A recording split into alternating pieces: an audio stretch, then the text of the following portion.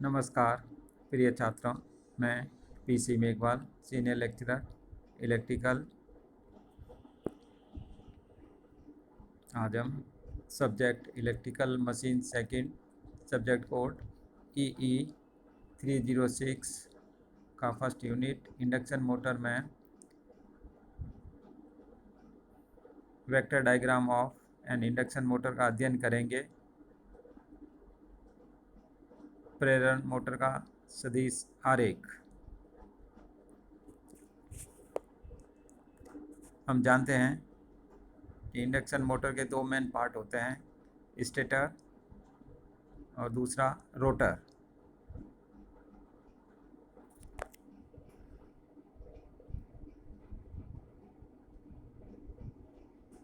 Induction motor को हम transformer के अनुरूप होती है, क्योंकि इसमें भी ट्रांसफार्मर की भांति ऊर्जा रूपांतर प्राथमिक कुंडलन से द्वितीय कुंडलन में पूर्णतः प्रेरण द्वारा होता है। इंडक्शन मोटर में स्टेटर को हम प्राइमरी मान सकते हैं और रोटर को सेकेंडरी मान सकते हैं। रोटर, इंडक्शन मोटर का रोटर शॉर्ट सर्किटेड यानी लघुपतित होता है। इंडक्शन मोटर में एक एक्साइटिंग सर्किट होता है। इंडक्शन मोटर में नो लोड करंट I0, जिसके दो कंपोनेंट होते हैं, I म्यू और IW।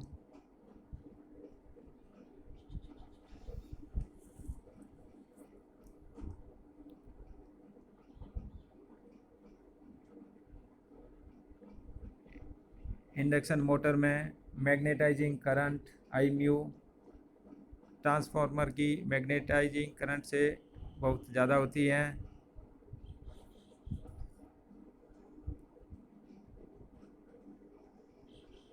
ऊर्जा रूपांतरण प्राथमिक कुंडलन से द्वितीय कुंडलन में पूर्णतः प्रेरण द्वारा होता है।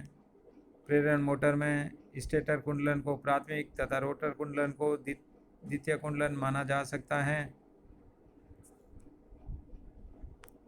रोटर लघुपतित द्वितीय कुंडलन बनाता है, अतः इसमें कोई द्वितीयक वोल्टता V2 नहीं होती, परंतु रोटर में प्रेरित विद्युत वाहक बल ER रोटर चालकों में धारा प्रवाहित करता है। माना कि I1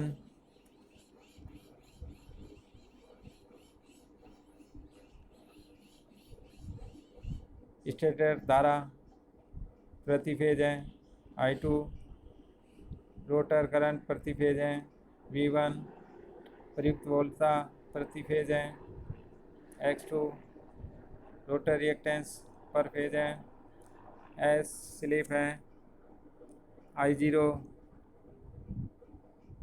शून्य भार धारा प्रति फेज है, R1 स्टेटर प्रतिरोध प्रति फेज है, X1 स्टेटर प्रतिघात प्रति फेज है।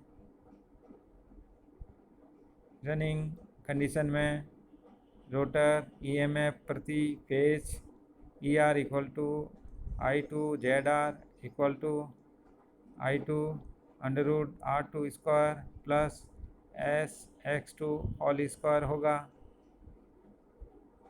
E1 equal to ER upon K, जहाँ के रूपांतरण अनुपात है, equal to E2S upon K होगा।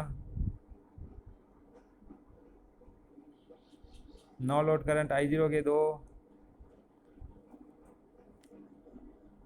कंपोनेंट होते हैं, IW क्रियाशील कंपोनेंट और I म्यू चुंबकीय या अक्रियाशील कंपोनेंट है। IW शून्य भार लो हानियाँ प्रदान करता है, यानी नो लोड पर आयरन लॉस देता है, और आई म्यू आयरन कोर में चुंबकीय फ्लक्स स्थापित करता है। आई म्यू का मान काफ़ी अधिक होता है क्योंकि वायु अंतराल के कारण परिपथ का रिलक्टेंस बढ़ जाता है। प्रेरक परिपथ का प्रतिरोध यानी एक्साइटिंग सर्किट का प्रतिरोध R0 equal to E1 upon IW और प्रेरणिक प्रतिघात X0 equal to E1 upon I mu से ज्ञात किया जाता है। I1 dash equal to KI2 और I0 के सदिश योग से प्राथमिक धारा I1 ज्ञात की जा सकती है। इसको वेक्टर डायग्राम में दिखाया गया है। I1 डैश और I0 का रिजल्टेंट I1 डायग्राम में दिखाया गया है। V1 equal to E1 plus I1 bracket R1 plus JX1 होगा।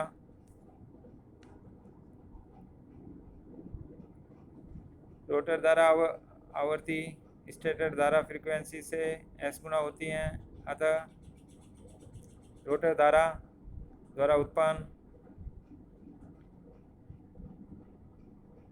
रोटेटिंग क्षेत्र रोटर की अपेक्षा 120 SF upon P equal to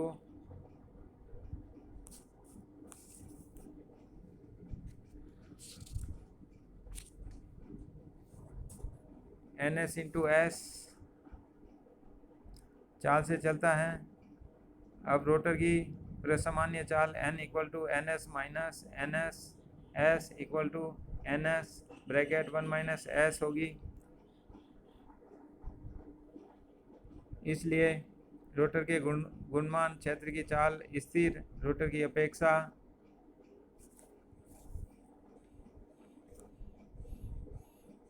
S NS plus NS bracket 1 minus S equal to NS। अतः रोटर गुणमान होते हुए भी प्रेरण मोटर को स्थैतिक ट्रांसफार्मर माना जा सकता है और प्रेरण मोटर के कार्य को ट्रांसफार्मर सदिश आरेख द्वारा दर्शाया जा सकता है।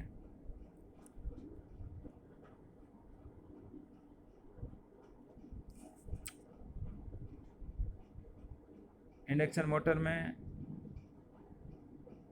I0 का मान ट्रांसफार्मर की अपेक्षा बहुत अधिक होता है क्योंकि इंडक्शन मोटर में स्टेटर तथा रोटर के बीच वायु अंतराल में फ्लक्स स्थापित करने के लिए आई म्यू का मान बहुत उच्च होता है। क्योंकि I2 equal to ER upon ZR equal to SE2 upon under root R2 square plus SX2 whole square equal to E2 upon under root R2 upon S whole square plus X2 square और प्रतिरोध R2 upon S equal to R2 plus R2 upon S minus R2 equal to R2 plus R2 bracket 1 upon S minus 1 bracket close को दो भागों में विभाजित किया जा सकता है। पहला भाग R2 रोटर का स्वयं का प्रतिरोध जो कि रोटर ताम्रहान्य प्रदर्शित करता है, तथा दूसरा भाग R2 bracket 1 upon S minus 1 bracket close load प्रतिरोध RL प्रदर्शित करता है, जो कि मोटर पर यांत्रिक भार के तुल्य है। इस प्रतिरोध को RL से प्रदर्शित करते हैं।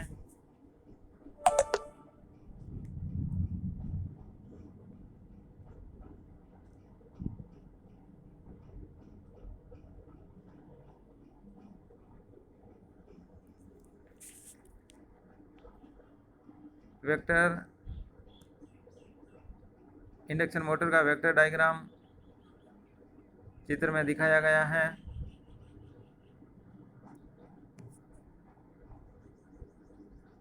आई म्यू मैग्नेटाइजिंग करंट है और I W working component, no load का वर्किंग कंपोनेंट है। V1 सप्लाई वोल्टेज है।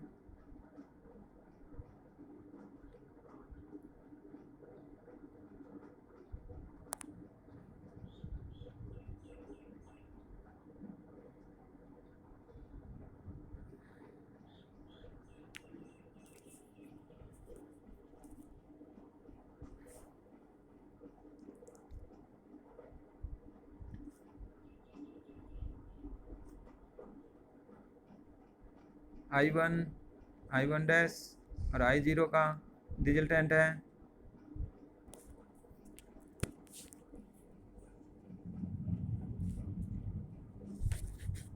Thank you.